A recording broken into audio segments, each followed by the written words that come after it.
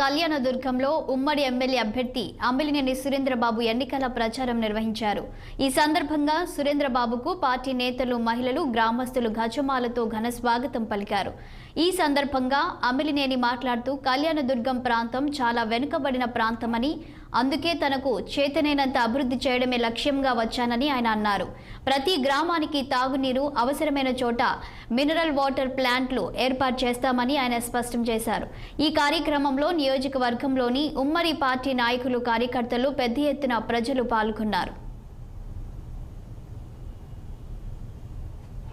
మరియు ముఖ్యంగా గ్రామ ప్రజలకు, మరియు ముఖ్యంగా అవ్వలకు, అక్కగారికి, చెల్లెళ్లకు, మరి అన్నతమ్ములందరికీ, తాతగారు అందరికీ పేరు పేరున నమస్కారం.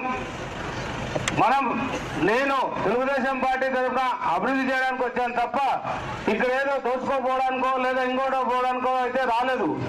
ఎందుకంటే నేను ఈ నియోజకవర్గం ఎన్నుకోవడానికి ఒక ముఖ్య కారణం ఉంది. దాన్ని అనంతపురంకి వెళ్తారా, కళ్యాణదుర్గంకి వెళ్తారా అని పార్టీ అధ్యక్షుడు అడిగితే నేను ఒకటే చెప్పాను, నాకు కళ్యాణదుర్గం పంపించండి సార్, అక్కడైతే చాలా అభివృద్ధి చేయాల్సిన పనులు ఉన్నాయి, అక్కడ ఒక చిన్న చిన్న పనులు చేసి పెడితే వాళ్ళ మనసులో నిండిపోతా వాళ్ళు చిరస్థాయిగా ఉంటారని చెప్పాను. అనంతపురం ఎందుకు వద్దనుకుంటున్నావు అన్నాడు.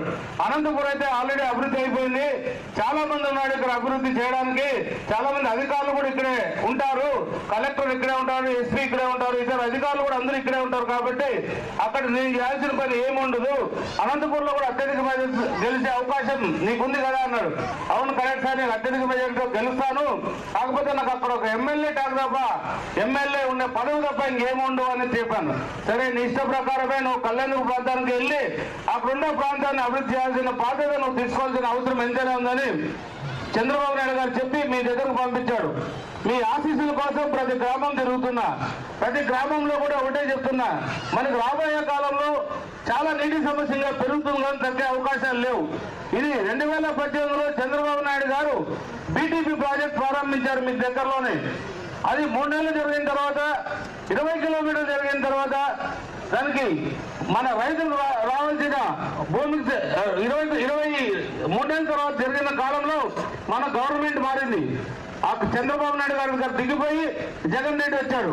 జగన్ రెడ్డి వచ్చిన తర్వాత ఏం చేశాడు, 2.5 సంవత్సరాలు ఏ ఒక్క ప్రాజెక్ట్ కూడా స్టార్ట్ చేయడానికి వీల్లేదు, అన్ని ఆపాలని తెలియజేశారు. అందులో భాగంగానే మేము కూడా పని ఆపేశారు, పని కూడా జరగలేదు. తర్వాత కూడా రైతులకు కావాల్సిన భూములకు కావాల్సిన నష్టపరిహారం కూడా ఈ రోజు కూడా పూర్తి స్థాయిలో ఎవరికి చెల్లించలేదు. ఎప్పుడైతే పూర్తి స్థాయిలో చెల్లించారో మనం చేయడానికి అవకాశాలు తక్కువ ఉంటాయి. ఎందుకంటే ఎవరికి కూడా, ఏ రైతుకు కూడా ఆయన భూములకి డబ్బులు ఇచ్చిన పాపాన్ని పోలేదు. కాబట్టి ఏ ఒక్క రైతు కూడా నమ్మే పని వాళ్ళ భూమి ఇవ్వడానికి సిద్ధంగా లేదు. కాబట్టి ఏది ఏమైనా కూడా రాబోయే 2.5 సంవత్సరంలో మన వాల్మీకి ముందు ప్రమాణం చేసి చెప్తున్నా, ఖచ్చితంగా 2.5 సంవత్సరంలో మీ గ్రామాలకి ఖచ్చితంగా ప్రతి ఒక్క గ్రామానికి 114 చెరువులు నీళ్లు తీసుకొచ్చి మీ మనసులు తెలుసుకుంటారని ఈ సభాముఖంగా తెలియజేస్తున్నాం. ఎందుకంటే నీళ్లు ఎంత అత్యవసరమో, ముందు ఉన్న ఎంటాపల్లి గ్రామంకి వెళ్ళాం. ఆ గ్రామంలో చాలా మంది మహిళలు వచ్చి, నానా మేమంతా తెలుగుదేశం పార్టీ ఉండేవాళ్ళు కూడా అందరూ తెలుగుదేశం చేస్తాం, మాకు నీళ్లు కావాలా, ఇంకేం అవసరం లేదన్నారు. నీళ్లు కావాలంటే ప్రస్తుతానికి ఏమంటే ఏమీ లేవు నాయన, మాకు ఒక చుక్క నీళ్లు కూడా లేవన్నారు. సరే, అందులో భాగంగా కూడా మనం కూడా చెప్పాం, ఎంత త్వరగా అయితే అంత త్వరగా మీకు నీళ్లు తీసుకొస్తే ఏర్పాటు చేస్తామని కూడా వాళ్ళు తెలియజేయడం జరిగింది. వాళ్ళందరూ కూడా ముఖ్యమంత్రిగా వచ్చి మన తెలుగుదేశం పార్టీలో చేరడం, ఇతర పార్టీలో ఉన్న అందరూ కూడా మన తెలుగుదేశం పార్టీ అభ్యర్థిగా అయిన నేను అమిలినేని సురేంద్రబాబుని, అలాగే బోయ అంబికా లక్ష్మణ పార్లమెంట్ అభ్యర్థిగా ఇద్దరం కూడా సైకిల్ గుర్తుపై పోటీ చేస్తున్నాం. మీరందరూ దయ ఉంచి కోరుతున్నా, మే 13వ తారీఖు మనకు అత్యంత కీలకమైన రోజు. ప్రతి ఒక్కరూ గమనించాల్సిన విషయం చాలా ఉంది. ఎందుకంటే ముఖ్యంగా ఆడవాళ్ళు, పిల్లలు అందరూ కూడా ఆ రోజు మీరు ఉదయం 6:30 గంటలకు క్యూలో నిలబడి మన పార్టీ అభ్యర్థులుగా మీరు తెలుగుదేశం పార్టీపై ఓటేసి గెలిపించాల్సిన బాధ్యత మీ అందరిపైన ఉంది. ఎందుకంటే ఇప్పుడు మీరు చూస్తున్నారు, ఏ వారికి డబ్బులు లేవుంటున్నారు. కనీసం మీ గ్రామంలో ఉన్న పంచాయతీలో రోడ్లు ఉడ్చడానికి లేవు.